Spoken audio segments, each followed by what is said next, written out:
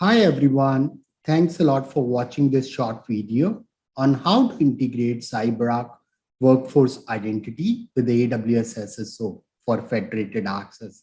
Again, like similar to my previous videos, we will be setting it up by step so that everything is going to be crystal clear. So this is the brief agenda I have put together. First, we will be looking at prerequisites. Then we will be spending some time on understanding the integration between CyberArk Workforce Identity and AWS SSO. Then we will be jumping on to 4 simple steps needs to be done from the entire integration standpoint. Last but not the least, we will be doing it step by step together. So this is the sum of the things what you will require. The first and foremost, sign up for the AWS account if you don't have. And once you do that, then you have to enable AWS organization as a prerequisite. After that, you need appropriate IAM rules or appropriate permissions to enable AWS SSO. On CyberArk side, you need to have workforce identity tenant. Either it can be permanent tenant or you can sign up for a 30 days of free trial via visiting CyberArk website. So there are 3 different blocks from the entire integration standpoint. You will have an identity source, CyberArk identity as your IDP solution in this case. And the last one is AWS single sign-on. In this case, it will be acting like a service provider. So from the identity source perspective, your identity might be existing in Active Directory, Azure Active Directory, Google Cloud Directory, or it can be stored locally within the CyberArk identity solution. On the second block, which is called CyberArk identity from a user standpoint, they will be single sign-on onto the CyberArk identity solution. And from there, they will be able to access any of the given application, what they're authorized to access. It can be a HR application, it can be Salesforce, it can be any other application. But in today's case, we will be focusing upon AWS single sign-on app. The third one is the AWS SSO. So in this case, what's going to happen, we will be leveraging upon AWS single sign-on service. And with the help of this particular service, you will see what AWS can do. So once users will be able to access AWS single sign-on portal, and then from there, user will be able to pivot to any of the AWS account, and they will be able to assume some of the authorized IAM rules. So we will be looking at it today. So from the integration standpoint between CyberArk identity and AWS single sign-on, we will be leveraging upon SAML for authentication. Apart from that, we will be leveraging upon SCIM. So with the help of the SCIM protocol, we will be syncing the identities from CyberArk identities to the AWS single sign-on solution. So these are the 4 simple steps to be performed. The first step is we will be configuring the CyberArk workforce identity. We will be leveraging upon AWS single sign-on app. The second step is we will be filling up like a bunch of parameters of CyberArk identity in AWS single sign-on solution. The third step is we will be enabling the SCIM integration. With the help of the SCIM integration, you will see later on, we will be syncing users and groups. Last but not the least, we will be carrying out the testing of SCIM and single sign-on access. So enough talking, let's try setting it up step by step. So now let's jump onto the integration steps. For the integration, you can follow one of the web page, so which AWS and CyberArk identity team has put together. So this web page provides a step-by-step guide, or in other case, you can follow along with me from the entire integration perspective. So what we will do, we will go to the CyberArk workforce identity first. In the CyberArk workforce identity, let's choose an app called AWS. So once you search on AWS, so you will see a bunch of different apps. So it takes a couple of seconds.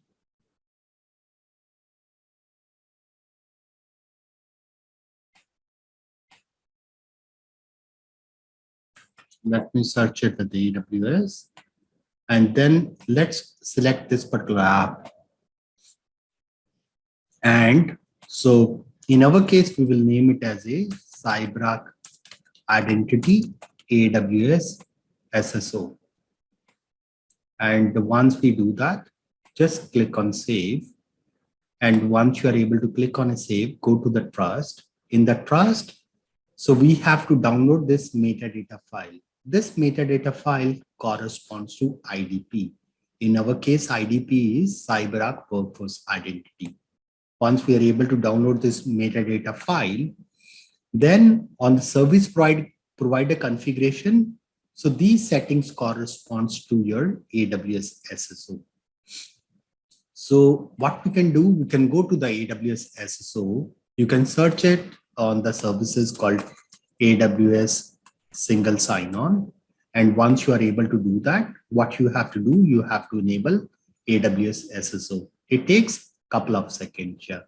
Let's wait for AWS SSO to be completed. So now the AWS SSO has been completed. So what we can do, we can go to the identity source. In the identity source, we'll change it to external IDP. And for AWS SSO SAML metadata, I can download this file, which we will be uploading onto the CyberArk Workforce Identity. I'll download this. So I'll click on browse, and then we will be uploading the IDP settings, what we have just downloaded from CyberArk Workforce Identity. So once we are able to do that, next click on next, you can accept that, and we can simply configure as change identity source. So now we are able to change it. So I'll go to my identity portal, and then let's upload the metadata configuration. So I'll click on choose file. So once I click on a choose file, let's upload the service provider metadata configuration. If I click on a manual configuration, you are able to see all the parameters like SP entity ID, ACS URL, name ID format, and a couple of other options and so on. I'll simply click on save button. So once I do that, let's go to the AWS SSO. So currently provisioning is set to manual. So let's enable a automatic provisioning. That's where SCIM will come into picture. So here we are able to see the SCIM endpoint and the access token. We'll need these two parameters to configure on the CyberArk Workforce Identity. Let me go to the admin portal. Let's go to the provisioning. We just have to click on the enable provisioning. Once we do that, let's copy this SCIM endpoint. And then we will show access token. I'll copy this. I'll paste this access token. So I'll click on verify. So it is verifying the connection.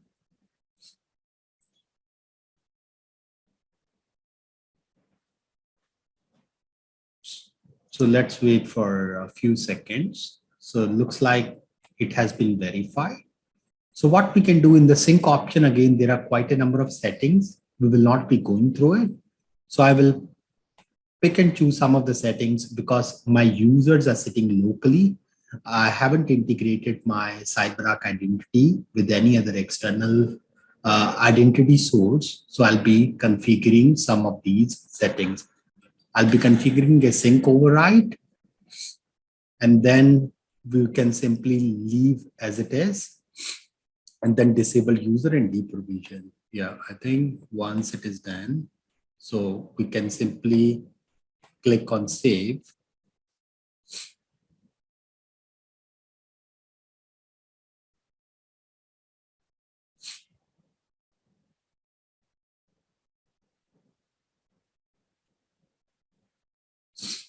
So once it is done, so what we will going to do, we will configure two new roles. Okay, the first role, we can name it as a CyberArk identity AWS privileged users, for example, privileged users. And I will assign this application to my user. Okay, this here we are talking about the application. So we configure an application called CyberArk identity. So I'll assign this application. So I'll click on save.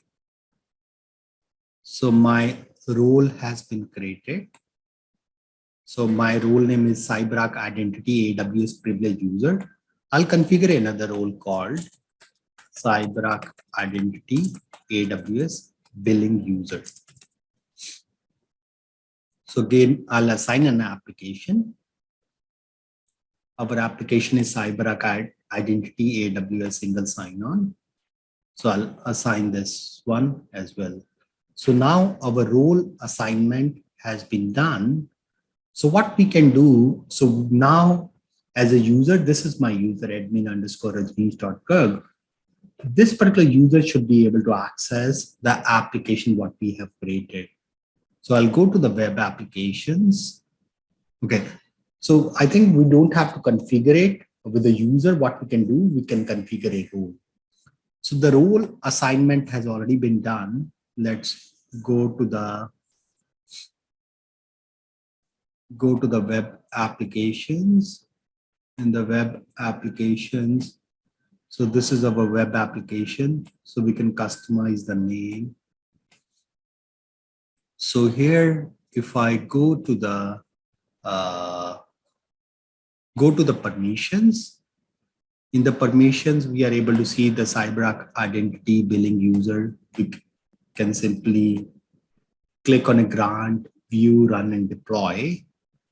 And once it is done, so then from a user standpoint, so let me assign this specific role to my admin user. So I'll click on roles. So my user hasn't been assigned to that specific roles. So we can go back to the roles. In the roles, I'll go to the CyberArk identity privilege users. If I click on a member, so let me select myself into as a member. So once I do that, so I'll click on save. And now the role assignment has been done for this admin user. I do have a couple of other users, and we will pick and choose, for example, Rajneesh Kirk @theratefcyberark.com.69. We will designate this user as a billing user. If I go back to the roles and I go to the billing users, in the billing user, I go to the member. So let me search it, Rajneesh. So Rajneesh Kirk @theratefcyberark.com.69 will assign this user and we will press save. So now the role assignment, the user assignment has been completed.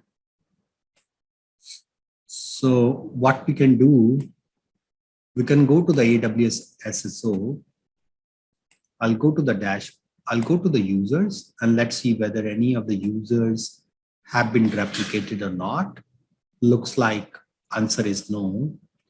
None of the user has been replicated.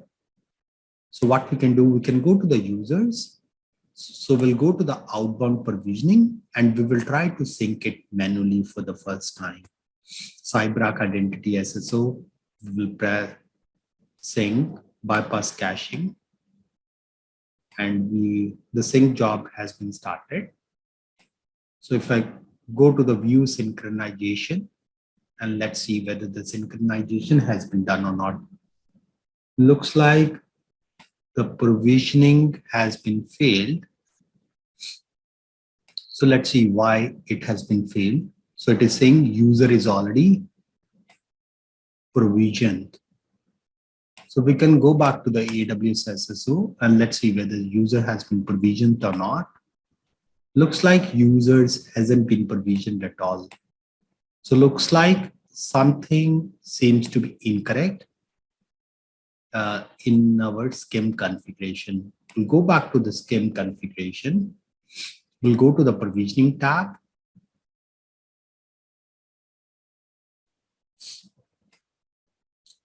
In the provisioning tab,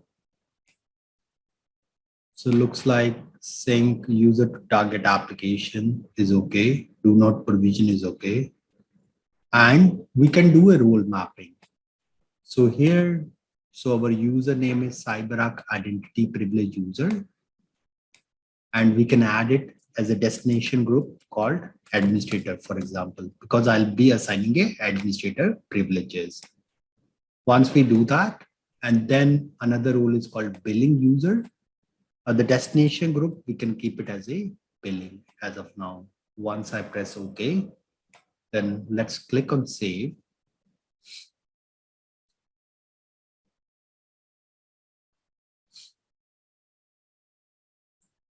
Okay, now the configuration has been done. Let's go to the outbound provisioning again. Let's start syncing this application one more time. So sync job has been started. So let me open up. So it is still running.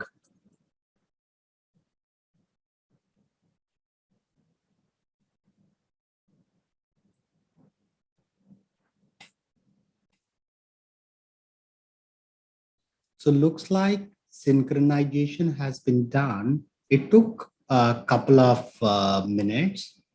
So we are able to see two different users has been synchronized from the CyberArk Workforce Identity to AWS SSO. And similar thing we see on the groups as well. So as a next step, what we can do, we can click on a groups, or we haven't assigned the permissions yet. So what we can do, we can manage the SSO access. And let's take an example. If we wanna provide the permissions to the users or to the groups. So I'm gonna go to the groups. So as of now, let's choose the AWS administrator as a group. Next on the permissions sets, we can assign a administrator permission. So looks like we have to create a new permission set. So once I click on a new permission set, so just click on next, and you are able to see, I think, all the default permissions.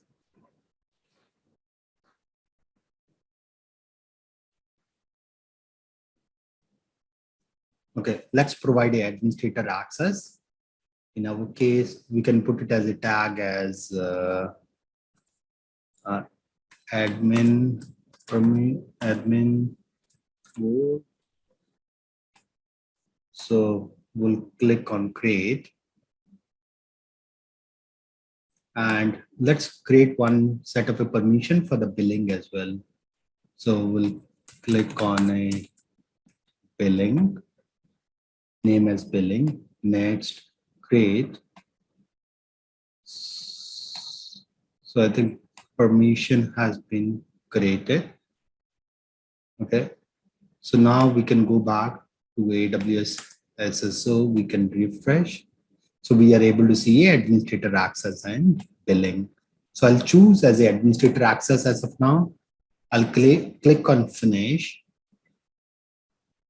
So it will take a couple of seconds. So once it is done, so then what we can do, we can assign a permission to the billing group as well. So I'll click on group as billing.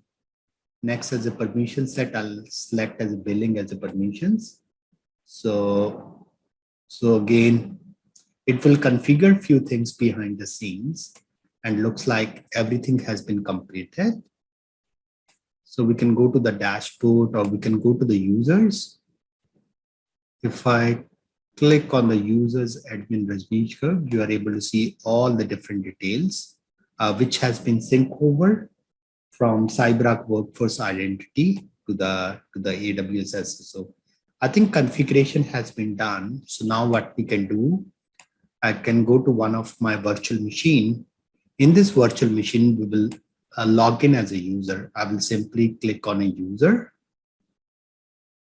So once I'm able to click on a user, so you are able to see the new icon or the new application called CyberArk Identity AWS Single Sign-On. Once I click on this one, it will throw me to the AWS Single Sign-On page, and from there I can pick and choose one of the accounts I want. Let's take an example. Let's try accessing a A4L dev account. So currently we have been assigned or we have been given a administrative access privileges. Once I click on the management console, so you are able to see we will be redirecting to another web page, and we will be given a administrative privileges, and we can perform whatever things we want. So, and similarly, you can go to any other AWS accounts to do your task. So I think that's it from my side. So thanks a lot, everyone, for watching this short video. And if you have any question, feel free to post it on the chat window. I shall be more than happy to answer any of your questions. Thank you, everyone.